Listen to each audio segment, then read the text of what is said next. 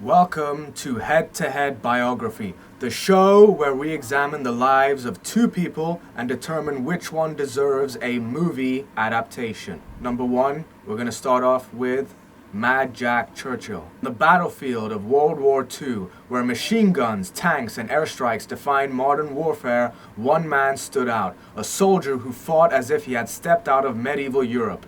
His name was John Malcolm Thorpe Fleming Churchill, but history remembers him as Mad Jack Churchill, the man who led charges with a broadsword, took out enemies with a longbow, and played bagpipes under enemy fire. This is the true story of a warrior unlike any other. Mad Jack was born in 1906 in British-controlled Sri Lanka. He was raised in England and developed a love for adventure early on. He became a champion archer, a skilled swordsman, and an expert bagpipe player, a skill he picked up while stationed in Burma during his early military years. But it wasn't until World War II broke out that he became a legend. In May 1940, during the retreat from France, Churchill and his men were ordered to ambush a German patrol near the village of Les Embinette. As the enemy approached, Churchill didn't reach for a rifle. Instead, he calmly pulled down the string of his longbow and took aim and released a single arrow. The arrow struck a German soldier in the chest, killing him instantly. His men looked on in shock. Who brings a bow to a gunfight? But to Churchill, this was just a natural way of war. He believed every soldier should have a sword, and apparently a longbow as well. This moment is still widely considered as the last recorded longbow kill in military history. In 1943, Churchill had just joined the Commandos, Britain's elite special force, during the Allied invasion of Sicily. Churchill was just given a simple but dangerous order: lead his men ashore. For most soldiers, this meant gripping their rifles and preparing for heavy fire. But as Churchill's landing craft approached the beach, he did something unexpected. He pulled out his bagpipes and began playing "Will Ye No Come Back Again." Bullets cracked through the air, explosions shook the ground, but Churchill kept playing. Only when he finished his tune did he put the bagpipe away, pull out a grenade, hurl it towards the enemy, and charge forward, sword in hand. In 1944, Churchill was leading a commando raid on the heavily fortified Nazi position in Yugoslavia. Under the cover of darkness, he and his men launched surprise attack, overwhelming the Germans. But soon, his unit was wiped out, except for him. In 1944, Churchill was leading a commando raid on his heavily fortified Nazi position in Yugoslavia, under cover of darkness. He and his men launched surprise attacks, overwhelming the Germans, but soon his unit was wiped out, except for him. Most men, when facing an overwhelming enemy, would surrender or flee, not Churchill. Instead, he grabbed his sword and pistol and fought back, moving through the trenches like a ghost. One by one, he took down German soldiers, either capturing or eliminating them. By the time reinforcement had arrived, he had taken 42 prisoners by himself, a single man with a sword against a heavily armored German outpost, and he won. Churchill's luck eventually ran out. Shortly after his heroic raid, he was captured by Germans and sent to the Sachsenhausen concentration camp, a place where prisoners were rarely seen again. But Churchill had no intention of staying. Along with another officer, he dug under the fence in the dead of night and slipped out. Most escapees would try and find shelter, laying low or wait for Allied forces. Not Churchill. He marched over 100 miles through enemy territory, surviving on stolen food, avoiding Nazi patrols, and using his military instincts to navigate through occupied land. Eventually, he reached Italy, where he was rescued by advanced Allied forces. But what did Churchill do after escaping a Nazi death camp? He rejoined the fight. In 1945, the war was coming to a close. Churchill was preparing for a final invasion of Japan, ready for one last battle. But before he could get there, the US dropped the atomic bomb on Hiroshima and Nagasaki, forcing Japan to surrender. While the rest of the world celebrated, Churchill was frustrated. His actual words: "If it wasn't for those damn Yanks, we could have kept the war going for another 10 years. To him, war was an adventure, and now it was over. After the war, Churchill refused to have a quiet life. Instead, he became a paratrooper at nearly 40 years old, set a world record on a river using a homemade motorboat, became one of the first surfers in Britain, and rode the River Severn's tidal bore, one of the most dangerous waves in the world. Mad Jack Churchill was the last man to use a longbow in battle, the only World War II soldier to charge with a sword, and a warrior who defied fear and even death itself. Next up, we have Adrien Carton de Wiart. Adrien Carton de Wiart was born in 1880 into a wealthy Belgian aristocratic family, but he wanted nothing to do with a life of luxury. Instead, he craved adventure. When the Second Boer War, 1899, broke out, Britain needed soldiers. There was just one problem. Adrien was still a teenager. So what did he do? He faked his age, lied about his identity, and joined the British Army at 19 years old.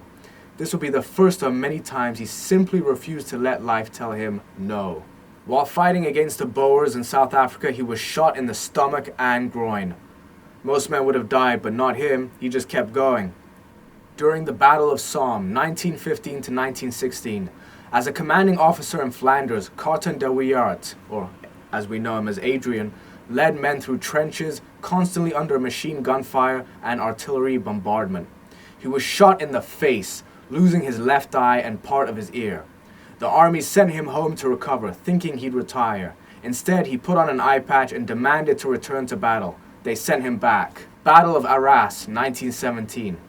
Leading yet another dangerous charge, a German grenade exploded near him, shredding his left hand.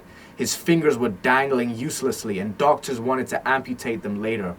But Adrien, he got impatient, and he ripped them off himself. Eventually, his entire left hand was amputated. His reaction, he shrugged it off and kept fighting. By the end of World War I, he had been shot in the skull, shot in the stomach, shot in the leg, shot in the hip, shot in the ear, lost an eye and a hand. So that's quite a lot. After World War I, most people would retire, but Adrien, he looked for more fights. Fighting the Bolsheviks in Poland, 1919 to 1921. Poland was fighting for independence, and Adrien couldn't resist another war. He fought alongside Polish forces against the Bolsheviks during the Polish-Soviet War. Despite only having one hand and one eye, he personally led Polish troops in battle. He was known as wearing a Polish uniform with his British eye patch and empty sleeve. Peacetime boredom. For the first time in his life, there were no major wars, and he was miserable. He spent the 1920s and 30s hunting, fishing, and traveling, but nothing gave him more of a thrill than battle. Then, in 1939, Hitler invaded Poland. And just like that, Adrien was back in action. Norway Campaign, 1940. Now in his 60s, he was sent to Norway to help fight off the Nazi invasion. He personally led attacks under heavy German air raids. A cast on his arm was getting in the way, so he just ripped it off. When the British retreated, he was the last man to leave. This would be impressive for any soldier, but Adrien, he was elderly, missing a hand and an eye, and still fighting harder than the men half his age. Captured by the Italians, 1941. In 1941, his plane crashed into the Mediterranean Sea, and he was captured by Italians. He was sent to a high-security prisoner of war camp. Instead of waiting for rescue, he immediately began planning his escape. He had a total of 4 escape attempts from 1941 to 1943. He dug tunnels, climbed walls, and faked illnesses to trick guards. He tried to escape 4 times despite being in his 60s with one hand and one eye. He was caught each time, but he never stopped trying. Finally, in 1943, Italy switched sides and he was freed. You'd think he would retire by now, right? Nope. Britain sent him to China to negotiate with Chiang Kai-shek, but on the way his plane crashed, again, and he fractured his spine. But he still managed to complete his mission. Here's the legacy of the man who wouldn't die, Adrien Carton de Wiart. Shot in the face, stomach, leg, ankle, hip, ear, and head. Lost an eye and a hand but refused to stop fighting. Survived multiple plane crashes. Escaped a prisoner of war camp 4 times. Fought in 3 wars across 6 decades. Called war fun. Adrien Carton de Wiart wasn't just a soldier, he was a force of nature. He proved that sometimes a man isn't just fearless because he's lucky, he's fearless because he refused to stop. So, verdict. Who deserves a movie adaptation? Who deserves a movie adaptation? I think, if it was up to me, I think this is a tough choice. But right now, I'm thinking that Adrian deserves the movie adaptation. I think that the list of injuries he had, the life of chaos, adventure, and fun that he had, I think warrants a slapstick themed film. And I think the person that should play Adrian should be, idealistically, if we're talking about cinema history, Peter Sellers. I think Peter Sellers, who was in Pink Panther and Doctor Strangelove, would be able to capture this type of soldier's cadence and sentiment and demeanor, and I think he would carry it with gravity as a good performance. Also, Peter Sellers is funny, so I think he would add a comedic element, because it is cartoonish to lose so many body parts for years, fighting in wars, getting your hands blown off, getting your eye blown off, everything being shot, losing limbs. I think that Peter Sellers would play it straight and make it look like a very funny thing, which I think would add to the humor of the situation and make the film even better. So I'm going to go with Adrien Carton-Delwiart, and he's going to be played by Peter Sellers in a movie that takes place during the life and times of Adrian. And I think the people that should direct this should be Emmerich Pressburger and Michael Powell.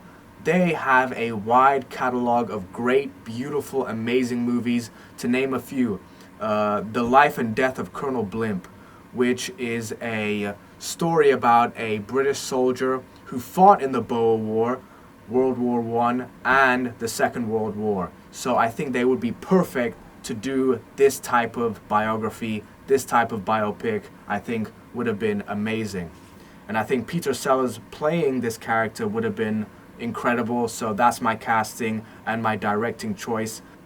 Make sure you check out their other films like Black Narcissus, the aforementioned Life and Death of Colonel Blimp, The Red Shoes, The Canterbury Tales. I think they're pretty good. So yeah, also A Matter of Life and Death. That's a great movie.